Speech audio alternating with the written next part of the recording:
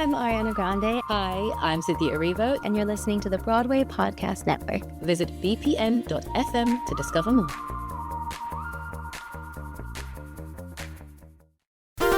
There's a cat over here. There's a cat over there. And the wrong one died. And the wrong one died.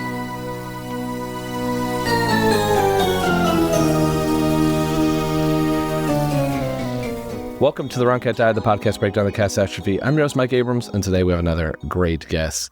Today's guest is a fellow Broadway Podcast Network host for the show Broadway Nation, and also recently published a book titled Broadway Nation. I'm very excited because there is a lot of Cats history discussed in this book, and we're going to dig into it. So welcome, David Armstrong, and thank you for joining me. Thank you. It's a great pleasure to be here. So fun to be on this podcast, which I've listened to on a number of occasions, especially when you have people that I know as guests. So that's always fun. Even just the other day, I listened to the Kim Criswell episode, who I went to college with. So that was fun to hear Kim. Okay. Yeah. It's so fun. I mean, I think some people, we've talked about this on this show before, because I've had a few other BPN hosts. And during the pandemic and early on, we did a lot of the these like happy hours and just like chatting on virtual. We used to do monthly meetings, and I got to know and learn about so many shows because of that. And so I've been very familiar with your show, the podcast version of it. And I was really excited when I heard that you were probably not turning the podcast into a book, but leaning on some of that and making it into a book. Absolutely. Definitely an evolution of the work that I've done. It really is the podcast itself was an evolution of the course that I teach at the University of Washington. So I teach a course on the history of the Broadway musical since about 2019, I've taught that course. And the podcast was an outgrowth of that, sort of a popular general public version of what I teach in the course. And then the book has then been an outgrowth of that same course, related and picking up on so much of what I've been able to do with the podcast as well. And people that I've talked to, all of that fed into the book. Having the opportunity to meet so many authors of other books about the history of Broadway, usually with specific, either about Noel Coward or the very, very specific elements of the Broadway musical history, that all has, fed down into the book as well. Yeah. So when you decided to tackle this book, was it because it was class to podcast, and now there's all this stuff there? Or was this always a passion project of being able, wanting to turn this into a book at some point? I always had the idea that it was great subject matter for a book. Mm-hmm. And this particular approach, how immigrant Jewish, queer, and Black artists invented the Broadway musical, was a very specific lens to view the history of the Broadway musical through and to center in that story.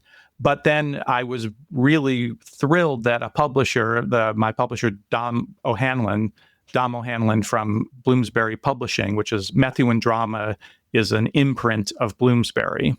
And that's a publisher that anybody who has theater books probably has some books, especially plays. They've published for, I don't know when they started. I think like a century ago. They've been around as a major publisher of drama and books about theater. So he approached me to ask if I would be interested in turning the idea of the course and the idea of the podcast into a book, which was thrilling. I was so grateful to have that. I thought about maybe I'll make a book and I'll self-publish it and all that kind of stuff. But to have it happen this way with such a great publishing company was really fantastic. That's amazing. It sounds like required reading for your course soon here for all the college students. Yes, we haven't gotten, I'll teach again until spring quarter. So this will be the first time that the book exists at the time that I'm taking the course. I haven't quite figured out how I'm going to do that yet. How to weave it in. I love the angle, and I've only got to go through some of it. We chat about this, so I'm excited to read the whole thing, but I definitely got to read a bunch of snippets about it because I was able to put my way through to a lot of the cat stuff. And there were some things I did not know. I feel like at this point, I'm surprised when I don't know something about cats. Mm-hmm. But there were a couple of things I was really interested in. So I'd love to hear a little bit from you about the parts that you tackled specifically that involved cats, with the mega musicals and kind of that era of time, and how you weaved it into the broader part of your book. Absolutely. It was really interesting because Cats actually crosses over into several sort of really important themes and important, I wouldn't call them eras, although they're parts of eras, but kinds of musicals especially in the modern history of the Broadway musical, what I call the modern era of the Broadway musical. So first and foremost is I do a big section on concept musicals, on what is a concept musical. Is there such a thing as a concept musical? Some people will dispute, don't particularly like that particular term, although I think it's very useful to describe what it is. And that's something that starts largely with Harold Prince and Stephen Sondheim. Some people, I can hear them now in the background going, well, what about Love Life? And what about, yes, there were things that came before it that were very much like a concept musical or were early one-off iterations of what would become the concept musical. And in fact, probably more strongly than something like Love Life is to go back to the thematic reviews of the 1930s, which, Irving Berlin and many writers worked on, which were basically, we're going to take an idea and create a whole show around it. Probably the one I think is most fascinating is called As Thousands Cheer, which took the idea of a newspaper. We're going to do a review based on a daily newspaper, and every number is going to reflect a segment of the newspaper. So there'll be like the front page. There'll be the marriage section, the marriage announcements. There'll be the weather report. There'll be, and especially a lot of topical things that were going on. So that was a very famous show that used a review format to sort of illustrate this concept, to bring this concept to the stage. And that is remarkably similar to what's happening then in the 1970s with shows like ultimately with Cats, but before that with Company with a chorus line, and a chorus line is a key element in the history of Cats, which I don't think has often been talked about or sort of noticed. Yeah. That was actually the part that I dug really deep into in your book, because I've obviously heard there's parallels to it, because there's a lot of choice, and then someone gets picked. And so there is the theme is kind of similar, but that your book was really the first time I had, and maybe someone had mentioned to me in the past, but I had really seen that there is a lot of how that was a big part of what made the beginning of Cats. Yeah, I mean, some people might say Cats is a ripoff of a chorus line. Yeah. I don't know that I'd go that far, but it's remarkably similar. I think it is sort of a doppelganger of a chorus line. And what's really interesting is even before that, the reason Cats exists is because of a chorus line. A chorus line became this big, giant mega hit on Broadway. And of course, they wanted to take it to London. And they were going to, with a London cast, because the shows they assume it was going to run a long time in London. And they went to cast it. This is, a year or two after it opened on Broadway. And they couldn't find the dancers that they needed, the triple threats that they would need to do a show like Cats that you could find on Broadway. And it's just because in the history of musical theater, that was not a strong suit for British performers prior to this. They just didn't have enough people who could sing and dance and act in equal enough measure to play all of those parts. So they quickly determined that they were going to bring an entire American cast over to open the show in London, which they did, but British Equity, the Actors Union, would only let them stay for 6 months. And then they had to be replaced by British performers. So it started this, movement basically we have to now train British performers to be able to take over these roles, to be able to play Cassie and Morales and all these characters. And that happened. And the show ran 3 years, I think, in London. So there were multiple people it wasn't just one set of cast members that had to acquire these skills. And it substantially raised the level of danceability among British performers during that time. It was like a sea change, which, the British theater has benefited from ever since. Yeah. That would not be a problem later with most shows. And what I discovered is that then Andrew Lloyd Webber noticed this was happening and appreciated this idea. And one of the things that came out of his idea that we need to showcase this new level of talent that we have was to write Cats. Wow. So he said, okay, we need to get these triple threat, big kind of mega musical. My first idea for that is let's put them in cat costumes. Well, I think he wanted to create a show for dancers. And so now maybe, I don't know exactly what order this was going on in his brain. Did he already think, I think I should make a musical out of this poem, this T.S. Eliot series of poems? I suspect it was all just sort of swimming around, and the idea that, well, if they're going to be cats, there probably need to be dancers. Or did he just think, we've got this opportunity to showcase these newly danceable British performers, and I'm going to make a show directly for them? So somewhere it's in there, I believe. Yeah. Well, and then, there's also then the parallels of like the show is, like you said, a doppelganger, like it's very similar. It's a paraphrase in many, many ways. You have now instead of a chorus line, you now have a stage full of dancers in tights dressed as cats, but basically in similar skin tight costumes on stage, who are now all competing to be chosen by an authority figure. It's Zach in a chorus line, and now Old Deuteronomy. Old Deuteronomy, exactly. Thank you. I just couldn't think of his name offhand. Old Deuteronomy in this, to be selected to move on to the next phase. Yeah. And in a chorus line, of course, it's to be chosen to be in the musical that they're auditioning for and you get a job.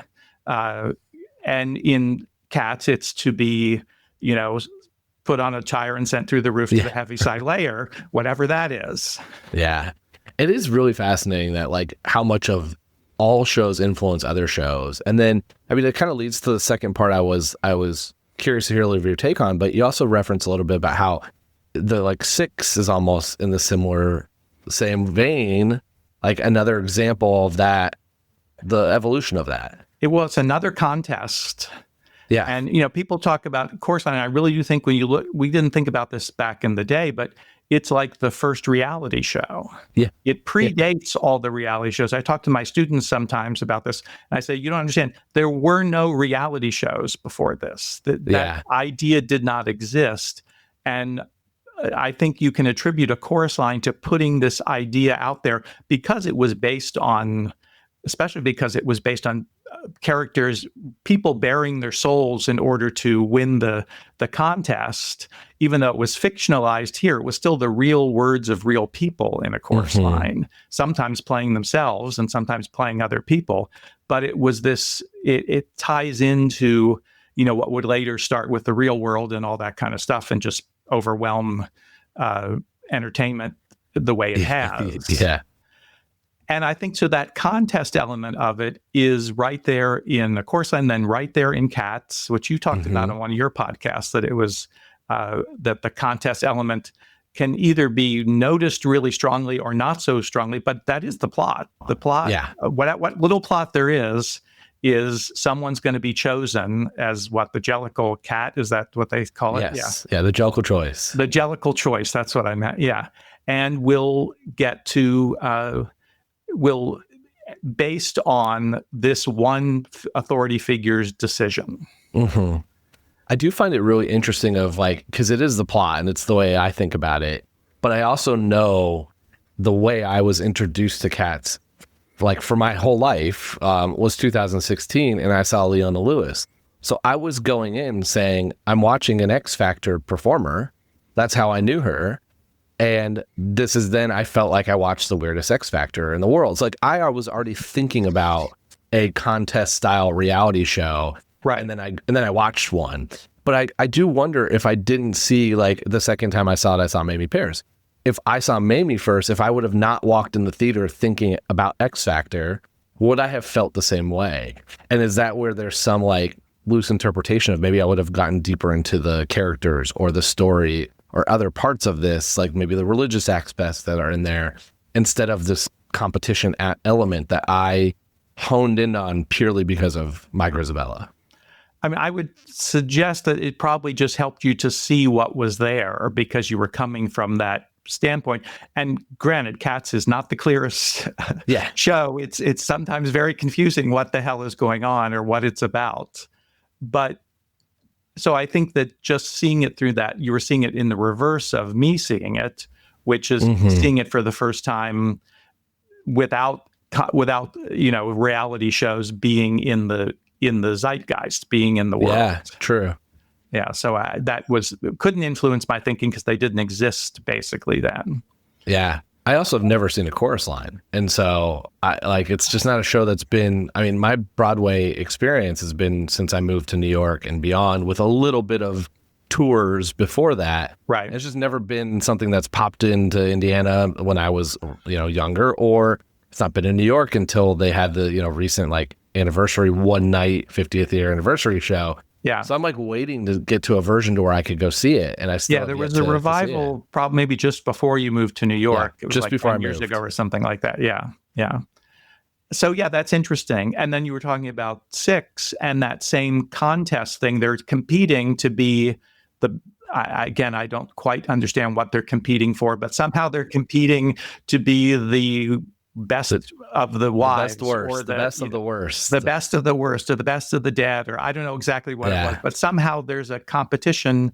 It is like a TV reality show. Yeah, they lean heavily into it. Before I saw Six the first time, when it was very all the rage and popular, I got a message from a former, Jellicle performer and someone who's been on this podcast that just said, you need to go see Six. It's exactly what you've been asking for.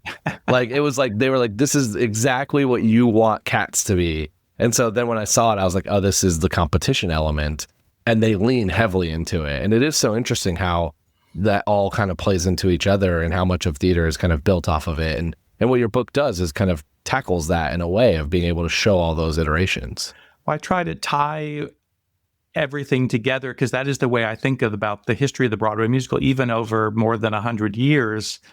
It all relates to each other. One thing feeds to the next. It's a continuum that continues all the way through. So there's so many, and people have remarked about this when they've read the book, that they've responded to that I relate the pieces of shows from the past and shows from the present and try to demonstrate how they're related to one another, and they're more interesting when you know about the show from the past or the show from the present that is feeding off of it, or the writers are somehow responding to, mostly consciously, but sometimes I think unconsciously, subconsciously. Yeah. They have created something that's so similar. Six is a great example of it. Also connects to Chicago, which happens that same year as A Chorus Line. So that's kind of interesting that Six is totally influenced by these two shows from 1974, I think. I may be wrong with the year there. Because the other thing that Six does is every song in the show is a reference to a specific pop song, a specific star who sang that pop song. And each of those characters is based on Beyonce or Adele. Exactly. Yeah. They're all in there. And that's exactly what they do in Chicago, is each of the songs is written to reference Eddie Cantor, Helen Morgan, very specific giant stars of the 1920s and their style of songs. Yeah. It's fascinating to see. And I love, the thing I was excited about when I saw that you were doing a book is that you have the academic side of it, but then also with the podcast, you have the kind of way to turn it into a very entertaining and digestible way, and mirroring those two things together so that way it will be a great book. Well, I tried to, that's the way, even though I think it's a very academic book in its substance and everything is very well documented and all that kind of stuff inside it, but I don't particularly like academic speak. So I don't tend to talk that way and I don't write that way. So I tend to shy away from, jargon, academic jargon. I always think when I read a book, well, why can't you just use a normal word? Why do we have to have this highfalutin word that means the same thing as a word that we all know? Yeah. So I've tried to keep it even though the publishers are counting on it and marketing it to be adopted as a new textbook for the history of the Broadway musical. I didn't write it as a textbook per se. I wrote it to be a book I would want to pick up and read, a popular history of the Broadway musical. Yeah. And I think some of the best academic textbooks I've read are the ones that don't read like a textbook. And so that's, yeah. Going to be great. We're going to take a quick break and then we'll be back for more of The Wrong Cat Died. Yeah. I do want to talk a little bit about your actual Cats experience, though. Like, how many times have you seen it? Like, what's your history with the show? Well, the first time I saw the show was during its previews, during its original run on Broadway. Okay. So I had moved to New York not that long before that. What year was that? What year did it open on Broadway? 82 or 3, I think. Yeah, I was going to say 2, but yeah. So I, as a young, struggling performer, choreographer, theater person at that point, I was working for Theater Refreshment Company, which is the company that runs the bars in the Broadway theaters. Okay. So I'd been working for them for a while, and one of the perks of that job is not only did you get to see the show that you were the theater you were stationed at, you would also be able to pop into other theaters and see other shows or parts of shows, anything you want, sort of at will. Wow. And, but which I didn't know because I hadn't been there that long so I did that with the Cats. It was in previews. It was the talk of the town.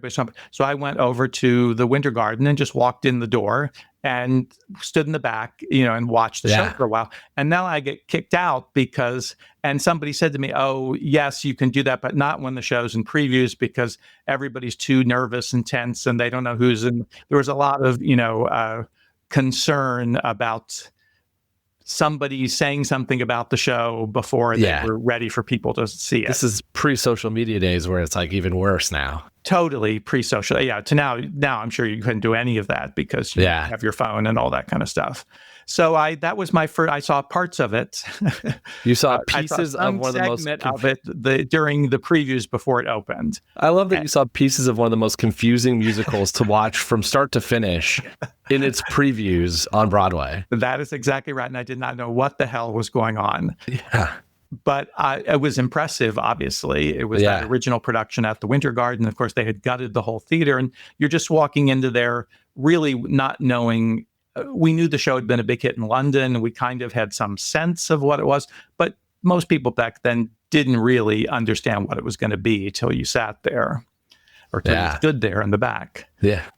So that was my first experience. And then I don't know exactly when I sat down in a seat to watch the whole thing, but sometime during that first year of its run. Yeah. Do you remember what songs you saw during that preview? Do you remember what parts of it that you got to catch? I remember Rum Tug Tugger. I remember Terrence Mann.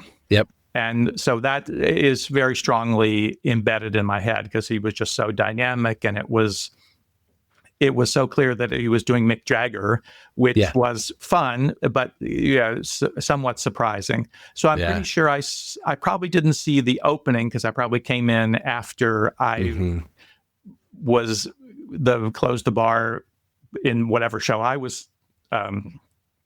Whatever bar I was working at that point. And I don't remember. Okay, so you left your show, came in. Yeah, so you missed once the overture. Once the show starts, you got nothing to do for an hour. Yeah. Yeah, or more, an hour and a half until intermission, until you have to set up for the intermission. Come back. Run. Yeah. Okay. So that's when you could go and pop into other theaters and see shows. So you probably didn't make it to the ball. You probably had I didn't make it that far that time. I'm sure of that. I'm sure. And I got, booted probably. See, I think maybe I saw 2 or 3 songs. I think I saw a half an hour of the show or something. Okay. Because I think at first they didn't notice I was there, and everybody's concerned, and you're just sort of standing in the back. And there were a bunch of people standing because it was previews, and then finally somebody said, "Who are you?" Yeah. So, but I definitely remember Rum Tug Tugger. I remember. It would have been Buster for Jones after that. Is that maybe the train? Jenny? I remember the train. The train's at the end. The train is at the end. Towards the end. Maybe I just remember that. Maybe I don't remember it from that time. But that's something that sticks in my head from that original production. Yeah, because it was Trevor Nunn recycling something he'd done in Nicholas Nickleby. So it was like, Okay. oh, we've seen that before, Trevor. Well, that's the moment where Nicholas Nickleby gets in the carriage to go off to London. So it was a very similar us taking the pieces of something and assembling them into another thing for a big event. Okay. So that was interesting. So that I remember from the original production, but probably you're right. Probably not from that night. Yeah. And then do you see, like, when it comes to town, like, did you see the US tour when it was traveling, or like how often is it something you try to seek out when it's around? I've seen it a number of times. I think maybe the next time I went to see it, and I don't know exactly what the order of this is, but a friend of mine worked with John Napier on the set design. Mm-hmm. And when they broke the record for the longest running musical, they had a big gala event at the Winter Garden. And right before that, they had refurbished everything about the show. And my friend Nancy, who was the one working on it, every light bulb was replaced, everything that had been faded. This was, I don't know how many years in, but 15 years after it opened, or maybe more. She was responsible for refurbishing the whole set and making it look like better than new, like it wasn't opening night. Mm-hmm. So she took me as her guest to that sort of gala event, which was really fun. And I don't think I'd seen the show since I saw it, the original cast. And I know that night they shot fireworks off the marquee out front, and it was a whole big kind of pretty fantastic event. And the show was very dynamic that night because there was, number one, it looked like they'd replaced all the costumes. They had really just redone it all. It's like a new show, yeah. It was like a brand new production of the show on Broadway. And so that's the second time. That was very exciting and fun. And then my friend Michael Gruber, who I've done a lot of shows with, who's actually from Cincinnati, where I was. We did shows back in college days. Mm-hmm. He was Munkastrap in the video, the video capture of the show. 1998 movie, yeah. Yeah, exactly. So I don't exactly remember the first time I saw that or when but I was very much aware and saw that show, that video early on and often because I knew Michael so well, and he was the star of it, basically. Yeah. He's really sensational in that. I think he doesn't quite got the credit for being how great he is in that video capture. Yeah, that's one thing I didn't know until I interviewed Jacob Brent about it, is that's not just like a pro shot. Like, they went and made a movie, and they pulled some people out of the show and they cast some other people. So totally. It was its own separate process to make this whole thing into a movie. And it was not like a 1 or 2 day thing. It was months. No, it was more like a movie shoot. And I remember Michael talking about it, and he was so thrilled to be, they were like choosing the best of the best from all these different companies and different things. And so he, of course, was thrilled to be in it. Yeah. Then I've seen that over the years multiple times because I assign that to my students. Yeah, okay. As one of the shows, not every year, but very often that's in the list of like 13 musicals that they have to watch. Because I try to find things that are video captures that show accessible and it's the theater show. It's not a movie of it. It's where you're seeing the sets and the costumes, and that's fairly close to that, even though it was not done in the theater itself. It feels like it. I mean, honestly, you feel like you. It's really, I watched it and didn't know until I talked to Jacob. It's really well done. I have to have of those kinds of things. That's a model for how to do that, I think. Mm-hmm. Did you see the Andy Blankenbuehler revival version? I did not see that. Okay. I did not see see that the interesting 2019 movie version? You know what? I watched it last night for the very first time to get ready for this, knowing that I was going to be on here today, and I thought, I've never seen that movie, and maybe I should watch it. How'd you feel?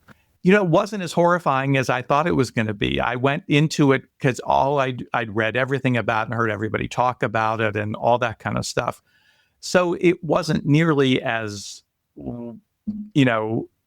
weird or glitch-filled or all the things that people have talked about with it. I know they fixed some things along the way. Yeah, they definitely did. I still think there's an okay movie available if they didn't jump cut everything into oblivion that you can't see the dancers because the Yeah. cast is incredible. Yeah. Like especially the dancers, like they got some incredibly talented dancers, and you can't see them. Yeah, no, the people are really, really good. Mostly I was kind of bored. Yeah, I Is just the- think is it gets there- Yeah. it gets a worse rap than it deserves, and a lot of that's because the launch was really bad. I mean, there just was a lot of errors, and there was some, the noise around it was bad, and then it was also, it competed with some other big stuff opening the same weekend, and they spent a lot of money on it. But I'm glad you watched it. I feel like people should still see it. Well, what was the best element of that movie is still the score, which is undeniably engaging. Mm-hmm. It's sort of mind-blowing how it's never been my favorite show, never will be my favorite show, but you can't not be engaged by the music and the way he set those lyrics to the music, even when you don't know what the song's about or what's going on, which sort of, in most things, I would think that would be such a deal breaker for me, because story is sort of the first thing I'm interested in. But somehow that works in spite of the fact. And then what annoyed me more in the movie, or what I didn't like about the movie, was them trying to explain the story. And it's like, no, it was better when you didn't quite understand it than you now telling me what these things are. I remember, I forget exactly who, but I was talking to somebody from the 2016 revival when it was coming out. Yeah. And they said, the first thing they said was, I don't really know what I'm going to love or hate about it, but the fact that they're adding dialogue in a show that has no spoken dialogue, it's all sung, is almost diminishing some of the story in itself. It's like they almost felt like they needed to dumb down the story because there's, the loose plot. Whereas I think they should have played more into the competition element, which felt almost lost in that story. Yeah. So it was an interesting choice to use Victoria as the arc to learn what's happening, but the way in, the representative of us. Yeah. But it missed some stuff, I thought, because of that too. Yeah, and I thought the villain didn't work at making him this sort of super villain. Just didn't work at all. Yeah. Anyway, he's not supposed to be a villain. That's the other thing too. Is it's fun because the lyrics also make it kind of comical and easy to poke fun at for jokes. But he's also the brother of a couple of the cats, and he's in the tribe, and he wants to go, and so. I don't know. It's they try to make him way too mean, but let's do some rapid fire here to get to the $1 million question, because I got to ask you. But first is if you could be in Cats, which cat would you want to perform as? I have a snarky answer, and I have probably a real answer. My snarky answer is I want to be one of those Siamese cats that got cut, so I don't have to do it. Oh, okay. So you don't have to be in it at all. So I don't have to be in it. Okay, so you want to be one of the characters cut. Okay, who's your other answer? I think my other answer would be Gus. Gus. That was my favorite part of the show. I guess I probably saw that because that's fairly early in the show, isn't it? No, it's in the second act. It's right after Moments of Happiness in the second act. So it's the first big song after they bring you back in. I think that was always one of my favorite parts of the show, and so I think that probably would be the thing. My other snarky answers. People used to joke about. They were in Cats. They were playing Jock-a-Strap, which I don't know if you've probably heard that joke before, but okay.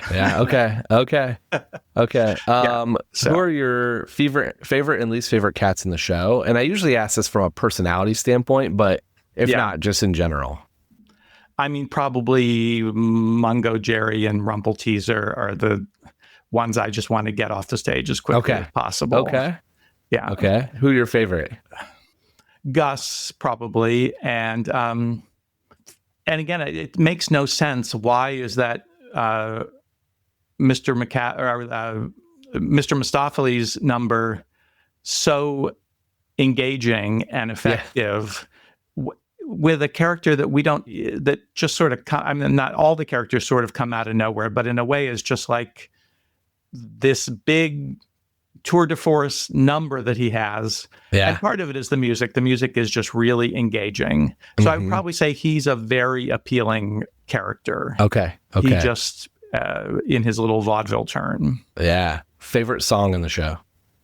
I mean, that's probably, it could be that one, could be The Magical Mr. Mistopheles.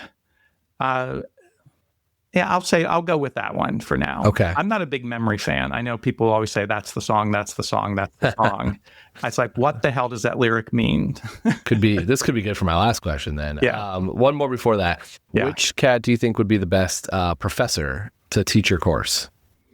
Well, Deuteronomy, I assume, would be the one with the most authority and the most, seems to know everything. So we'll go with him.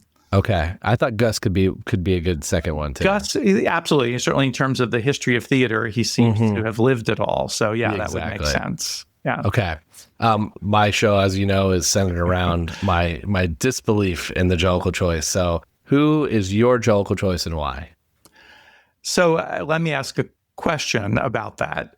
Okay. Even though I've heard you talk about it quite a bit, the cat who's going to be sent through the roof. Do you know that story about the lady? There was back in the day, there was a story that made the round of all the theatrical circles of this woman who they overheard in like a diner or something saying, well, I saw the most incredible show the other day. You can't believe it. It's Cats. It's all about cats. And then they dance around and they look like cats. But then there's this one cat and she's old and she's very sad. And then at the end of the show, they shoot her through the roof. Yeah. Great. I love the story. Yeah. I'm sure somebody can tell an even better version of it, but hilarious that was the review. That was the message. Yeah. That's the message right there. Cats. It's fabulous. Yeah. Yeah. So my question is, they're choosing what, in your mind, is the criteria for being the Jellicle choice? So this, I think, is the crux of the argument and the question that's unanswered, because in this, hypothetical world that we're living in, you only have one example of one night. And I've heard versions to where old Deuteronomy is omnipresent and he knows everything and he knew she was coming back. I've heard versions where Gus was the choice, but then he saw her come back, and that's at intermission when right before intermission, she sings, and that's when he makes the choice that she's going to be the choice. But nobody can answer, is it a different choice every year? Is it redemption every year? Like, I've always joked, why? Is there somebody coming back next year that we don't know about? Like, is this an annual thing? Or how is that made? So I don't think there's clear criteria. The one I've always felt is the person who needs it, the cat who needs it most. And from that argument, I can tell you why I disagree that she needs it most. But I'm curious for yours, because I don't think that question's answered. And I think a lot of people's decision depends on how you interpret that question. Right. So it's interesting because we talked about reality shows earlier, and there was a reality show from when I was a kid, which I barely remember. It was a big hit back in the 50s, but I think it was still like in reruns when I saw it as a kid. It was called Queen for a Day. Have you ever heard of this show? No. Okay. So this was a very popular television show. I think it was in the daytime. I think it was a daytime television show. And Queen for a Day was women, like 3 women would come on and compete to be queen for the day. And in order to do that, generally, the one with the most pathetic story was the one who won, who got to be queen for a day. This is Six. Yeah, very much so. Literally queen for a day. Yeah. And so they would tell, and I don't remember that well, but you can find episodes of it. They would tell these heartbreaking stories about their son has cancer and all this kind of stuff. And then whoever was the lowest, the most needy of the women would then be crowned with a crown and a banner like she was Miss America, a queen for a day. So if in some ways I feel like that is a reality show that existed that may actually have influenced Cats, because in a way it seems like she's getting the award because she's the most pathetic cat on the stage. I've never heard about this reality show, and now I'm fascinated by it. And yeah, I mean, I think it does. If that's the criteria, then yeah, she would be picked. I struggle with her leaving her family. which has been my argument for a while. So are you picking Grizabella still? If that's the criteria, I guess I am. Who needs it the most? She does seem to be the most down and out of the But people. that doesn't have to be the criteria. That's what I'm saying. Like, that's, I think, the reason they wrote the show to have that criteria, so everyone wants to pick her. Yeah. But you can pick whatever criteria you want. My original concept for the podcast was because I saw Leona Lewis. I wanted to send Tugger and Mistopheles together as a boy band, because that's what the X Factor does. They take a bunch of solo shows and make a band. Yeah. So that was my answer, was if we're doing it from a singing competition, I want them as a boy band. Yeah, I guess I'm not going to disagree with Andrew Lloyd Webber. He clearly wrote that song in order to present her as the person. I mean, there's a reason she pre-preases the song twice. Yeah. Is because he's setting us up for, this is going to be the choice. This is where the story is going, what story there is. Okay. So I'll just honor his choice there in terms of that. I'm going to keep it in here mostly because I like the Queen for a Day concept. It's like, I'm going to find that reality TV, and it's going to be what I watch here. Yeah, I think it was a lot of it was on live television, so I don't know how much of it exists, but there's probably kinescopes and things. Everything's on YouTube. Yeah, everything's somewhere. I'm sure I can find it. You'll find something. Yeah. That's amazing. Well, this has been so fun. I mean, again, I love learning from you. I always love your show for that reason. I always learn something new whenever I listen to your podcast. Well, thank you. How can people stay in touch with you, get the book, and follow the podcast? I'll link everything too in the notes. Great. So my podcast is Broadway Nation. It's on the Broadway Podcast Network. That should be easy for anybody who's listening to this show to find and to tap into.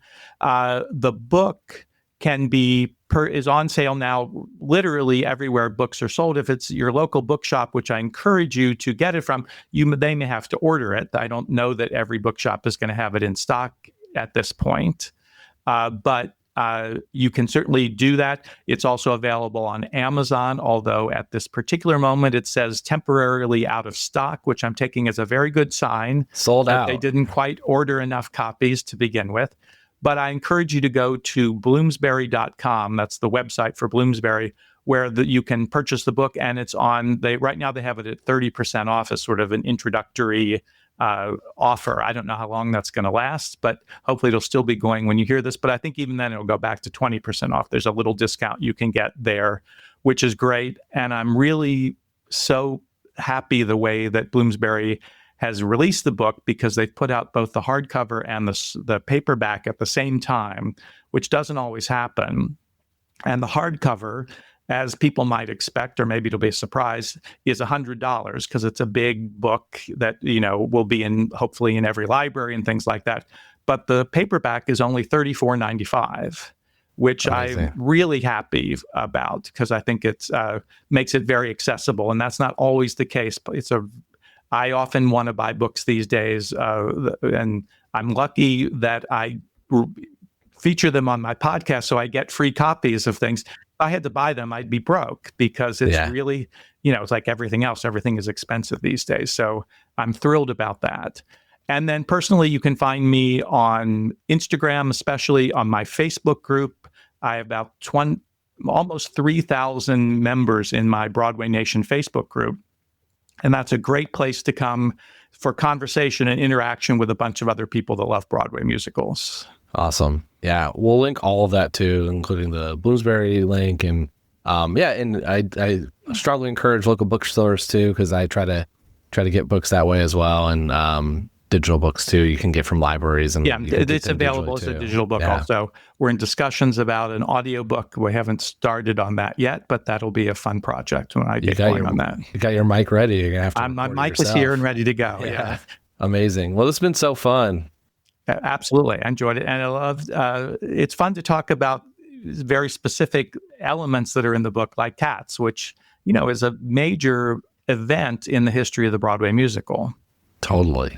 Yeah. And again, learn something new, which is, for me at this point, I always joke, I don't think there's much about Cats I can't learn, but I love when I always learn a new theory or history, because again, I didn't know anything about it until 2016. So there's definitely some gaps in my knowledge there, and it's fun to learn it. And I'm excited to finish the book, since I only got to kind of like dig into pieces of it and read the whole thing. Cool. Well, I can't wait to hear what you think.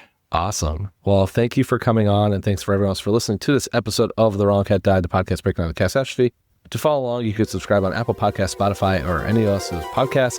Follow us on Twitter, Instagram, TikTok, there, social media at The Wrong Cat Died, or check out our website, thewrongcatdied.com.